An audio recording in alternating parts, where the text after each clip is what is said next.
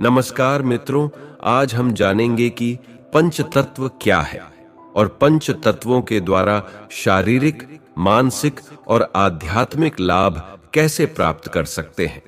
और हम ये भी जानेंगे कि इसके द्वारा हम कई प्रकार के रोगों का इलाज कैसे कर सकते हैं। जैसा कि हम सभी जानते हैं, पंच तत्वों के द्वारा ही समस्त सृष्टि का निर्माण हुआ है और मनुष्य का शरीर भी पंच तत्वों से ही बना हुआ है। इसलिए इन तत्वों का जब तक हमारे शरीर में उचित भाग रहता है, तब तक हम पूर्णतः स्वस्थ रहते हैं। लेकिन जैसे ही इन तत्वों की कमी आने लगती है, तो हमारा शरीर निर्बल, निस्तेज, आलसी, अशक्त तथा रोगी रहने लगता है। अतः अपने स्वास्थ्य को कायम रखने के लिए यह आवश्यक है कि तत्वों को उचित मात्रा में शरीर में रखने का निरंतर प्रयत्न करते रहें और जो भी कमी हो उसे पूरा करते रहें, क्योंकि पंच तत्वों के द्वारा रोग निवारण का कार्य बहुत प्राचीन काल से होता रहा है। ऋषि मुनि इन्हीं के द्वारा शारीरिक विकारों से बचे रहते थे, क्योंकि जब रोगों का आक्रमण होता था तब इन्हीं पंच तत्वों की सहायता से उनका निवारण कर लेते थे। इसलिए हमने कुछ ऐसे अभ्यास बताए हैं जिनको करते रहने से शरीर में तत्वों की जो कमी हो जाती है उसकी पूर्ति होने लगती है और मनुष्य अपने स्वास्थ्य को अच्छा बनाए रखते हुए दीर्घायु जीवन प्राप्त कर सकता है। पहला है पृथ्वी तत्व। जब हम यौगिक संदर्भ में पृथ्वी शब्द का इस्तेमाल करते हैं, तो हम केवल उस ग्रह की ही बात नहीं करते, बल्कि जिस पर हम रहते हैं उसके सबसे मूल तत्व मिट्टी की बात करते हैं, जिससे हमारे भौतिक शरीर बने हैं और पृथ्वी की हर चीज बनी है। हमारे भौतिक शरीर मूल रूप से पंच तत्वों मिट्टी, पानी, हवा, आग और आकाश से मिलकर बने हैं, पर मिट्टी इन सब में एकदम मूल और स्थिर तत्व है। अगर हम ऊर्जा तंत्र और चक्रों की बात करें, तो पृथ्वी तत्व मूलाधार से जुड़ा है। अतः पृथ्वी तत्व हमारे भौतिक, मानसिक, भावनात्मक और आध्यात्मिक खुशहाली के लिए काम करता है। अगर पृथ्वी तत्व आपके साथ सहयोग न करे, तो आप कुछ भी नहीं कर सकते।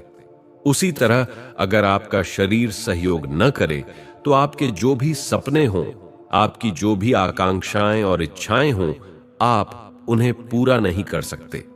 चलिए जानते हैं पृथ्वी तत्व के अद्भुत फायदे के बारे में। पृथ्वी तत्व में विष को खींचने की अद्भुत शक्ति होती है। मिट्टी की टिकिया बांधकर फोड़े तथा अनेक चर्म रोगों को दूर किया जा सकता है। पृथ्वी में से एक प्रकार की गैस हर समय निकलती रहती है, जिसको शरीर में आकर्षित करना बहुत लाभदायक है। प्रतिदिन प्रातःकाल नंगे पैर टहलने से पैर और पृथ्वी का संयोग होता है। उससे पैरों के द्वारा शरीर के विष खिंचकर जमीन में चले जाते हैं और ब्रह्म मुहूर्त में जो अनेक आश्चर्यजनक गुणों से युक्त वायु पृथ्वी से निकलती है, उसको शरीर सोख लेता है। प्रातःकाल के सिवाय यह लाभ और किसी समय में प्राप्त नहीं हो सकता, क्योंकि अन्य समयों में तो पृथ्वी से हानिकारक वायु भी निकलती रहती है, जिससे बचने के लिए जूता आदि पहनने की जरूरत होती है। प्रातःकाल नंगे पैर टहलने के लिए कोई स्वच्छ जगह तलाश करनी चाहिए। जैसे हरी घास वाली जगह हो तो और भी अच्छा है। इससे घास के ऊपर जमी हुई नमी पैरों को ठंडा करती है और वह ठंडक मस्तिष्क तक पहुंचती है। इसलिए किसी बगीचे, पार्क, खेल या अन्य ऐसे ही साफ स्थानों में प्रतिदिन नंगे पैर कम से कम आधा घंटा नित्य टहलना चाहिए। साथ ही यह भावना करते चलना चाहिए कि मैं पृथ्वी की जीवनी शक्ति को अपने पैरों द्वारा खींचकर अपने शरीर में भर रहा हूं और पृथ्वी मेरे शरीर के विषों को खींचकर मुझे निर्मल बना रही है। यह भावना जितनी ही बलवान होगी, उतना ही लाभ अधिक होगा। इसके अलावा हफ्ते में 1-2 बार स्नान के समय स्वच्छ भुरभुरी पीली मिट्टी लेकर शरीर पर साबुन की तरह मलना चाहिए। कुछ देर तक उस मिट्टी को शरीर पर लगा रहने देना चाहिए और बाद में स्वच्छ पानी से स्नान करके मिट्टी को पूरी तरह से छुड़ा देना चाहिए। इस मृतिका स्नान से शरीर के भीतरी और चमड़े के विष खिंच जाते हैं और त्वचा कोमल एवं चमकदार बन जाती है। प्राचीन काल में ऋषि मुनि जमीन खोदकर गुफा बनाते थे और उसमें ही रहा करते थे। इससे उनके स्वास्थ्य पर बड़ा अच्छा असर पड़ता था। मिट्टी उनके शरीर के दूषित पदार्थों को खींच लेती थी और भूमि से निकलने वाली वाष्प द्वारा देह का पोषण भी होता रहता था। इसलिए समाधि लगाकर निराहार रहने के लिए गुफाएं ही सर्वोपरि उपयोगी स्थान है। अन्य स्थानों में इतनी सरलता और सफलता नहीं होती। छोटे बालक जो प्रकृति के अधिक समीप हैं, पृथ्वी के महत्व को जानते हैं, वे भूमि पर खेलना, भूमि पर लेटना, गद्दी तकियों की अपेक्षा अधिक पसंद करते हैं। पशुओं को देखिए, वे अपनी थकान मिटाने के लिए जमीन पर लौट लगाते हैं और लौट पोट कर पृथ्वी की पोषक शक्ति से ताजगी प्राप्त कर लेते हैं। तीर्थ यात्रा एवं धर्म कार्यों के लिए नंगे पैर चलने का विधान है। तपस्वी लोग भूमि पर शयन करते हैं। इन प्रथाओं का उद्देश्य धर्म साधनों के नाम पर पृथ्वी की पोषक शक्ति द्वारा साधक को लाभान्वित करना ही है। दूसरा है जल तत्व। मनुष्य के शरीर में जल का अंश 60% और अन्य तत्वों का अंश सिर्फ 10% होता है। इससे प्रतीत होता है कि अन्य तत्व की अपेक्षा जल तत्व की सर्वोपरि आवश्यकता है। इसके कम हो जाने से देह सूखने लगती है, नाड़ियां जकड़ने लगती हैं, हड्डियां निकल आती हैं, खून गाढ़ा हो जाता है और प्यास, खुश्की आदि के अनेक उपद्रव होने लगते हैं। जल शरीर को सींचता रहता है, इसलिए प्रतिदिन लोग कई लीटर जल पी जाते हैं ताकि शरीर में जल तत्व की स्थिरता बनी रहे। ताजे जल में रहने वाला उपयोगी रासायनिक पदार्थों से शरीर का पोषण होता है और भीतरी अंग में जो विकृतियां उत्पन्न होती हैं, वे पसीना, मूत्र तथा अन्य मलों के साथ द्रव रूप में बाहर निकल जाती हैं। जैसे वर्षा से पौधे प्रफुल्ल एवं चैतन्य होते हैं और पानी के अभाव में सूखने लगते हैं, यही हाल शरीर का है। पर्याप्त मात्रा में उचित विधि से यदि प्रत्येक अंगों को जल प्राप्त होता रहे तो शरीर की दृढ़ता एवं स्वस्थता ठीक प्रकार से बनी रहती है।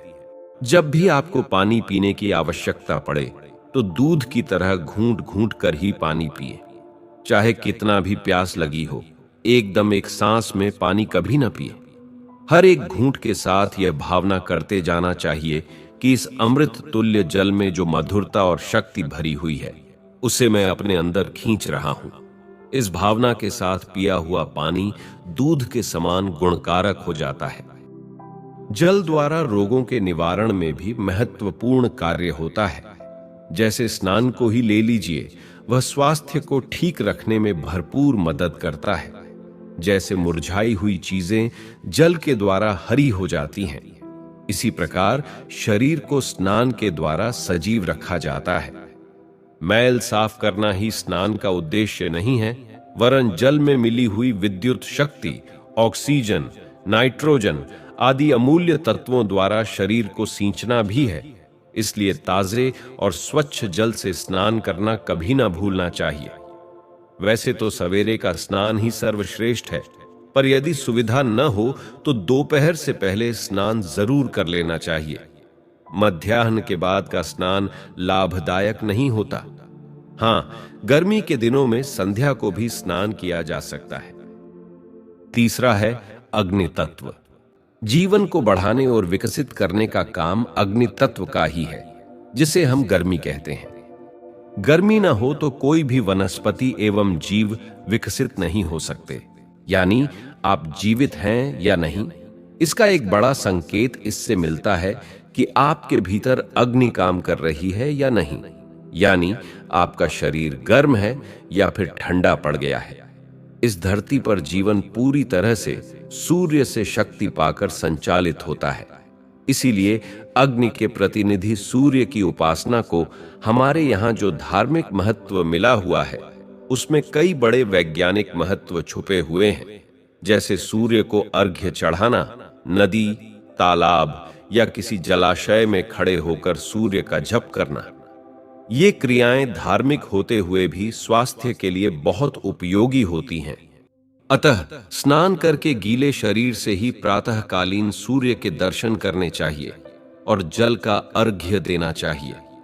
सूर्य दर्शन के पश्चात नेत्र बंद करके उनका ध्यान करना चाहिए और मन ही मन यह भावना दोहरानी चाहिए कि भगवान सूर्य नारायण का तेज मेरे शरीर में प्रवेश करके नस नस को दीप्तिमान, सतेज एवं प्रफुल्लित कर रहे हैं तथा मेरे अंग प्रत्यंग में स्फूर्ति उत्पन्न हो रही है। स्नान के बाद इस क्रिया को नित्य करना चाहिए। हो सके तो रविवार को व्रत भी करना चाहिए। यदि पूरा व्रत न हो सके तो एक समय बिना नमक का भोजन करने से भी सूर्य का व्रत माना जा सकता है। इससे भी मनोवैज्ञानिक सिद्धांतों के अनुसार मनुष्य के तेज में वृद्धि होती है और नेत्र रोग, रक्त विकार तथा चर्म रोग विशेष रूप से दूर होते हैं। इसके अलावा अग्नि तत्व को यौगिक जीवन में अत्यंत महत्वपूर्ण माना गया है। जिन 5 तत्वों से हमारा शरीर बना है, उनमें से अग्नि तत्व सबसे कम मात्रा में मौजूद है। सबसे कम होने के बाद भी यह हमारे जीवन में कई सारी चीजें तय करता है, जैसे भूख और प्रजनन से जुड़ी जठराग्नि, मन और बुद्धि से जुड़ी चित्ताग्नि, तत्वों से जुड़ी भूताग्नि और परम तत्व शून्य से जुड़ी सर्वाग्नि। चलिए थोड़ा इन्हें संक्षेप में जान लेते हैं। पहली अग्नि होती है जठराग्नि। जठर का मतलब होता है पेट या पाचन प्रक्रिया, यानी आपके पेट में अगर थोड़ी भी अग्नि नहीं होगी तो आप जो खाना खाते हैं उसे पचा नहीं पाएंगे।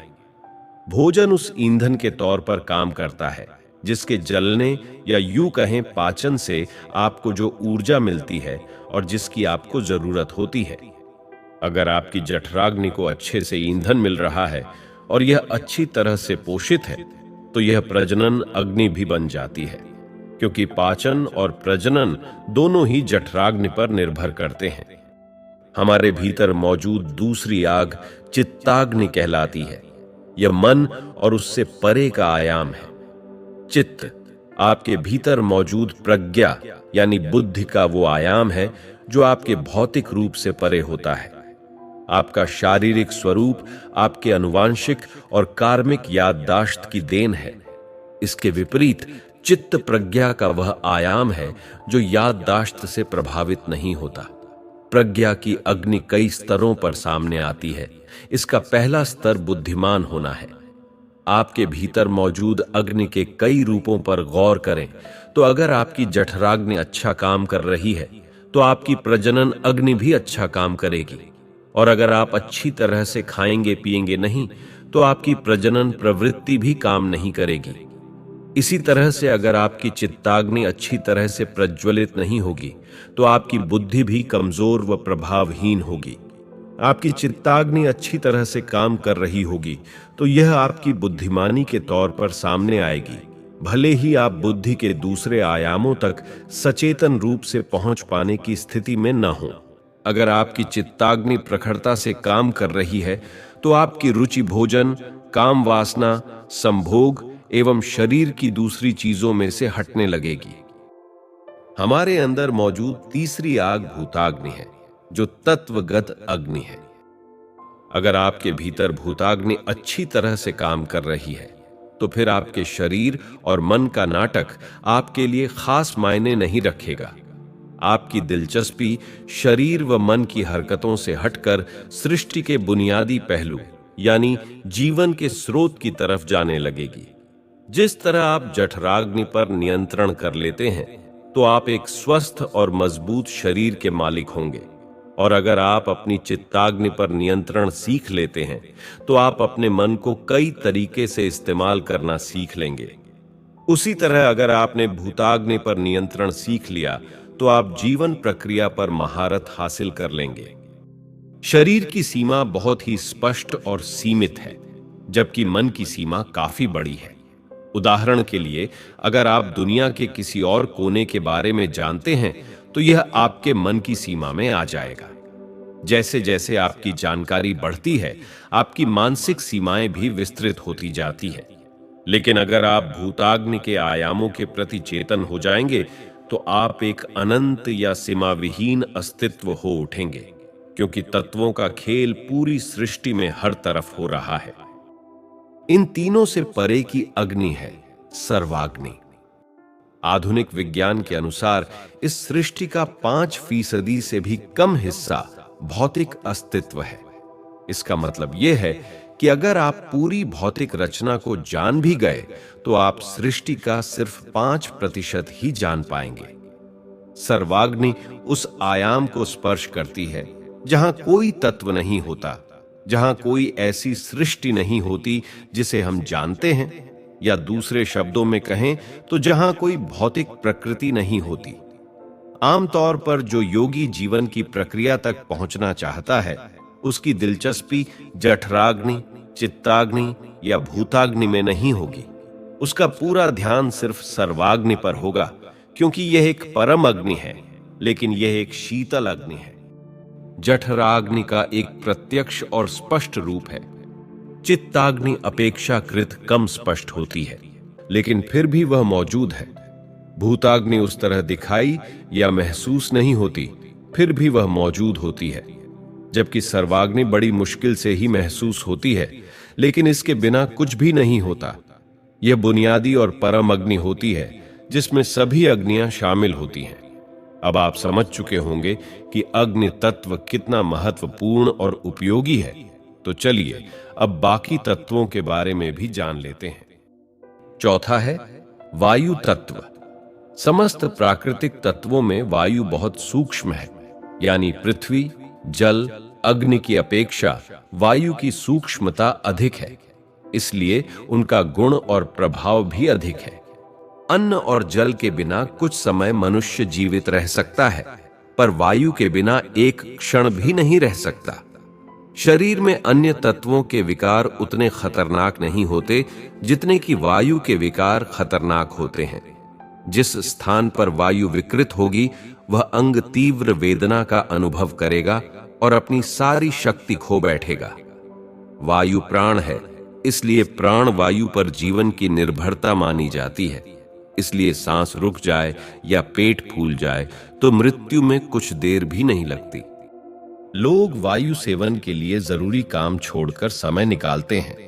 जहां की हवा खराब हो जाती है, वहां नाना प्रकार की बीमारियां और महामारियां फैल जाती हैं। इसलिए बुद्धिमान व्यक्ति वहां रहना पसंद करते हैं जहां की वायु अच्छी होती है। प्राणायाम करने वाले जानते हैं कि विधि पूर्वक वायु साधना करने से उन्हें कितना लाभ होता है। निस्संदेह वायु का स्वास्थ्य से अत्यंत घनिष्ठ संबंध है और वायु के प्रयोग द्वारा अपनी बिगड़ी हुई तंदुरुस्ती को ठीक कर सकते हैं। शरीर को पोषण करने वाले तत्वों का थोड़ा भाग भोजन से प्राप्त होता है, लेकिन अधिकांश भाग की पूर्ति वायु द्वारा ही होती है।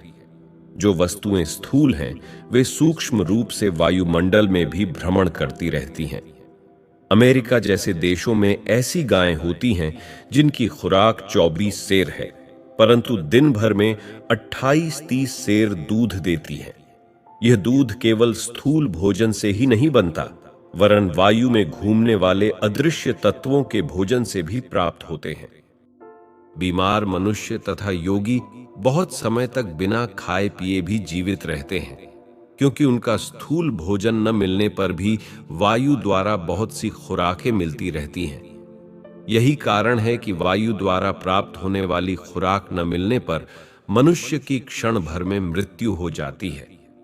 हवा का जितना स्वास्थ्य पर प्रभाव पड़ता है, उतना भोजन का नहीं। इसलिए डॉक्टर लोग क्षय आदि असाध्य रोगियों को पहाड़ों पर जाने की सलाह देते हैं, क्योंकि वे समझते हैं कि बढ़िया दवाओं की अपेक्षा उत्तम वायु में अधिक पोषक तत्व मौजूद होते हैं। अनंत आकाश में से वायु द्वारा प्राणप्रद तत्वों को खींचने के लिए भारत के तत्वदर्शी ऋषियों ने प्राणायाम की बहुमूल्य प्रणाली का निर्माण किया है। मोटी बुद्धि से देखने में प्राणायाम एक मामूली सी फेफड़ों की कसरत मालूम पड़ती है, और इससे इतना ही लाभ प्रतीत होता है कि फेफड़े मजबूत बने और रक्त शुद्ध हो।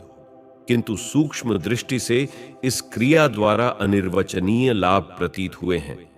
बात यह है कि प्राणायाम द्वारा अखिल आकाश में से अत्यंत बहुमूल्य पोषक पदार्थों को खींचकर शरीर को पुष्ट बनाया जा सकता है। इसके लिए सबसे पहले स्नान करने के उपरांत किसी एकांत स्थान में बैठ जाएं।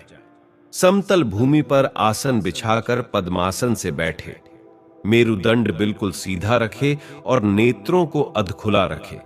अब धीरे धीरे नाक द्वारा सांस खींचना आरंभ करें और दृढ़ इच्छा शक्ति के साथ भावना करें कि विश्वव्यापी महान प्राण भंडार में से मैं स्वास्थ्यदायक प्राण तत्व सांसों के साथ खींच रहा हूं और वह प्राण मेरे रक्त प्रवाह तथा समस्त नाड़ी तंतुओं में प्रवाहित होता हुआ सूर्य चक्र में इकट्ठा हो रहा है। इस भावना को ध्यान द्वारा चित्रवत मूर्तिमान रूप से देखने का प्रयत्न करें।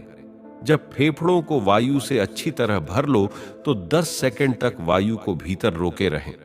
रोकते समय ऐसा ध्यान करें कि प्राण तत्व मेरे अंग प्रत्यंगों में प्रीत हो रहा है। अब वायु को नासिका द्वारा ही धीरे धीरे बाहर निकाले और निकालते समय ऐसा अनुभव करें कि शरीर के सारे दोष, रोग और विष वायु के साथ साथ बाहर निकल रहे हैं। उपरोक्त प्रकार से आरंभ में 10 प्राणायाम करने चाहिए, फिर धीरे धीरे बढ़ाकर सुविधानुसार आधे घंटे तक कई बार इन प्राणायामों को किया जा सकता है। अभ्यास पूरा करने के उपरांत आपको ऐसा अनुभव होगा कि रक्त की गति तीव्र हो गई है और सारे शरीर की नाड़ियों में एक प्रकार की स्फूर्ति, ताजगी और विद्युत शक्ति दौड़ रही है। इस प्राणायाम को कुछ दिन लगातार करने से अनेक शारीरिक और मानसिक लाभों का स्वयं अनुभव प्राप्त होगा।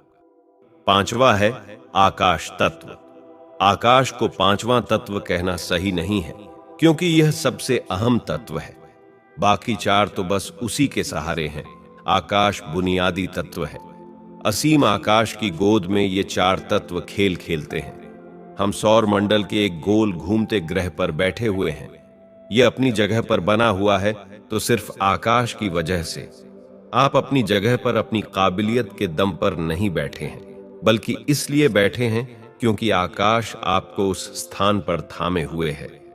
आकाश ही इस पृथ्वी, इस सौर मंडल, इस आकाश गंगा और पूरे ब्रह्मांड को अपनी जगह पर थामे हुए है। पंच तत्वों में मिट्टी, पानी, हवा और आग जिस प्रकार प्रत्यक्ष दिखाई पड़ते हैं, वैसे आकाश का अस्तित्व अनुभव में नहीं आता। परंतु सच पूछा जाए तो इन सब की अपेक्षा शक्ति संपन्न, क्रियाशील और प्रभावकारी आकाश ही है। आकाश का अर्थ कोई हवा समझते हैं, कोई बादल या शून्य समझते हैं, तो कोई कुछ समझते हैं। यथार्थ में आकाश एक ऐसा सूक्ष्म पदार्थ है जो हर पीले और ठोस पदार्थ में न्यूनाधिक मात्रा में व्याप्त है। अंग्रेजी भाषा में इस तत्व को ईथर कहते हैं, यानी इस ईथर को ही आकाश कहते हैं। रेडियो द्वारा ब्रॉडकास्ट किए हुए शब्द ईथर तत्व में लहरों के रूप में चारों ओर फैल जाते हैं। रेडियो यंत्र की सहायता से उन लहरों को पकड़कर उन शब्दों को दूर दूर स्थानों में भी सुना जाता है। केवल शब्द ही नहीं, विचार और विश्वास भी आकाश में लहरों के रूप में बहते रहते हैं, और वो विचार जैसी हमारी मनोभूमि होती है उसी के अनुरूप इकट्ठे होकर हमारे पास आ जाते हैं। जिस प्रकार एक ही समय में दिल्ली, मुंबई, न्यूयॉर्क आदि से विभिन्न प्रोग्राम ब्रॉडकास्ट होते हैं, परंतु आपके रेडियो की सुई जिस स्टेशन के नंबर पर लगी होगी उसी का प्रोग्राम सुनाई पड़ेगा और अन्य प्रोग्राम अपने रास्ते चले जाएंगे। इसी प्रकार हमारी मनोभूमि, रुचि, इच्छा जैसी होती है, उसी के अनुसार आकाश में से विचार, प्रेरणा और प्रोत्साहन प्राप्त होते हैं। सृष्टि के आदि से लेकर अब तक असंख्य प्राणियों द्वारा जो असंख्य प्रकार के विचार अब तक किए गए हैं, वे नष्ट नहीं हुए, वरन अब तक मौजूद हैं और आकाश में विद्यमान हैं। ये विचार अपने अनुरूप भूमि जहां देखते हैं वहीं सिमट सिमट कर इकट्ठे होने लगते हैं। यदि कोई व्यक्ति बुरे विचार करता है तो उसी के अनुरूप असंख्य नई बातें उसे अपने आप सूझने लगती हैं। इसी प्रकार भले विचारों के बारे में भी है। हम जैसी अपनी मनोभूमि बनाते हैं, उसी के अनुरूप विचार और विश्वासों का समूह हमारे पास इकट्ठा हो जाता है। और यह तो निश्चित ही है कि विचारों की प्रेरणा से ही कार्य होते हैं। जो जैसा सोचता है वह वैसे ही काम भी करने लगता है। इसलिए आकाश तत्व में से लाभदायक सद्विचारों को आकर्षित करने के लिए प्राणायाम के बाद का समय ठीक होता है। सबसे पहले एकांत में किसी खुले स्थान पर चित्त होकर लेट जाएं और नेत्रों को बंद करके अपने चारों ओर नीले आकाश का ध्यान करें। नीले रंग का ध्यान करना मन को बड़ी शांति प्रदान करता है। जब नीले रंग का ध्यान ठीक हो जाए, तब ऐसी भावना करनी चाहिए कि निखिल नील आकाश में फैले हुए सद्विचार, सद्विश्वास, सत्प्रभाव चारों ओर से एकत्रित होकर मेरे शरीर में विद्युत किरणों की भांति प्रवेश कर रहे हैं और उनके प्रभाव से मेरा अंतःकरण दया, प्रेम, परोपकार, कर्तव्य परायणता, सेवा, सदाचार, शांति, विनय, गंभीरता, प्रसन्नता, उत्साह, साहस, दृढ़ता, विवेक आदि सद्गुणों से भर रहा है। यह भावना खूब मजबूती और दिलचस्पी के साथ मनोयोग तथा श्रद्धा पूर्वक होनी चाहिए। जितनी ही एकाग्रता और श्रद्धा होगी, उतना ही अधिक लाभ प्राप्त होगा। आधुनिक विज्ञान ने भी यह स्वीकार करने लगा है कि आकाश में एक खास तरह की बुद्धि होती है। यह आकाशीय बुद्धि आपके साथ कैसा व्यवहार करती है, वह आपके हित में काम करती है या आपके खिलाफ, इससे तय होगा कि आपका जीवन कैसा होगा। आप एक खुशकिस्मत प्राणी हैं या आप अपना बाकी का जीवन धक्के खाते हुए बिताएंगे, यह आपकी इस योग्यता पर निर्भर करता है कि जाने या अनजाने में आप इस व्यापक बुद्धि से कितना सहयोग ले पाते हैं। आकाश तत्व की साधना के फलस्वरूप अनेक सिद्ध महात्माओं, सत्पुरुषों और देवताओं की शक्तियां आकर अपने ऊपर प्रभाव डालती हैं और मानसिक दुर्गुणों को दूर करके श्रेष्ठतम सद्भावनाओं का बीज जमाती है। क्योंकि सद्भावों के कारण ही यह लोक और परलोक आनंदमय बनता है। यह तथ्य बिल्कुल निश्चित और सिद्ध है। उपरोक्त 5 तत्वों की साधनाएं देखने में छोटी और सरल हैं, परंतु इनका लाभ अनगिनत है। अतः आप भी नित्य प्रति नियमित रूप से इनका अभ्यास करके शारीरिक, मानसिक और आध्यात्मिक अनेकों लाभ प्राप्त कर सकते हैं। धन्यवाद।